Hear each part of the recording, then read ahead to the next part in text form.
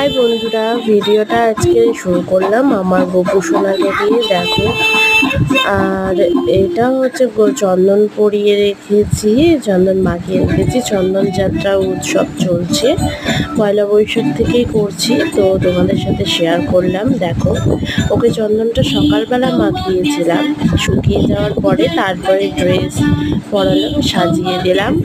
তো দেখো, তারপরে আমি ওকে লজেন্স দিয়ে দিলাম। তারপরে আমি বিকেলবেলা, তার আগে দুপুরবেলা একটু ঘুমিয়ে নিয়ে বিকেলবেলা আমার গাছে একটু জল দিয়ে দিলাম। আমার গাছ খুব ভালো লাগে। দেখো, এগুলো আমার ছোট্ট ছোট্ট সুন্দর গাছ। আমার ছেলে ঘুমাচ্ছিল, গাছে জল দেওয়ার পরে বিছানাটা একটু পরিষ্কার করে নিলাম। কেন, ও উঠলে আমাকে ওর সাথেই বেশিরভাগ থাকতে হয়, আমি খুব একটা কিছু কাজ করতে পারি না।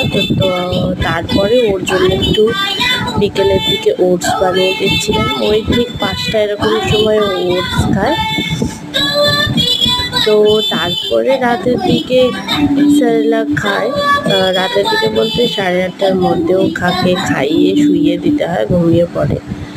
দেখো, ঘুম থেকে উঠেছে, ঘুম থেকে উঠে ওটস খাচ্ছে, মুখটা কিরকম করলো দেখো।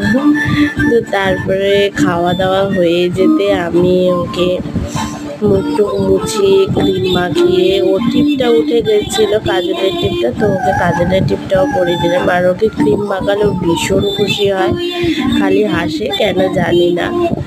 তো তারপরে ওকে জামা প্যান্ট পরিয়ে খুব সুন্দর করে সাজিয়ে যত্ন করে, আমি আমার ছেলেকে ভীষণ যত্ন করি, কারণ আমার অনেক কষ্ট করে এই আমার ছোট্ট সোনা হয়েছে। তো ভীষণ যত্ন করি ওকে, আমি ভালোবাসি খুব, সেই জন্যই যত্নটা আসে। তো দেখো, চুলটা ছানিয়ে দিচ্ছি। তো তোমাদের ভিডিওটা ভালো লাগলে একটা লাইক, শেয়ার, কমেন্ট করে দিও। আর তারপরে আমিও একটু সন্ধ্যাবেলা টিফিন করে নিচ্ছিলাম, ওটস খাচ্ছিলাম।